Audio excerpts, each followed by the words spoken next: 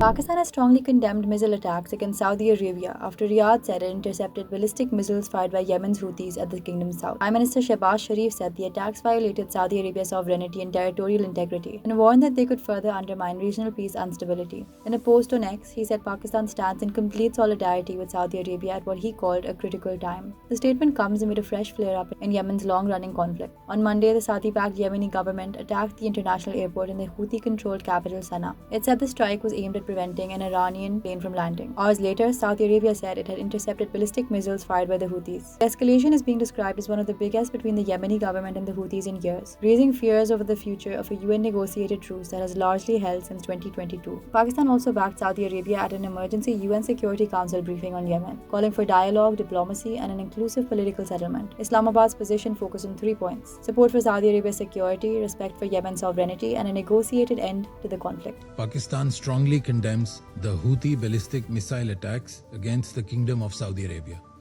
We express our full solidarity with the brotherly kingdom and reaffirm our steadfast support for its security, sovereignty, and territorial integrity. We also reaffirm our unwavering commitment to the sovereignty, independence, unity, and territorial integrity of Yemen, consistent with the purposes and principles of the UN Charter and international law.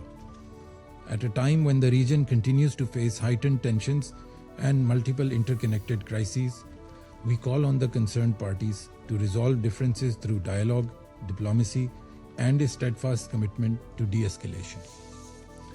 A comprehensive, inclusive, and sustainable peace can only be achieved through a Yemeni-led and Yemeni-owned political process facilitated by the UN, which addresses the legitimate aspirations and concerns of all Yemenis.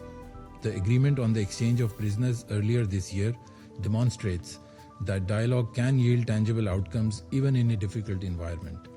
All parties should build on this momentum and continue engaging constructively towards a durable nationwide ceasefire and an inclusive political settlement.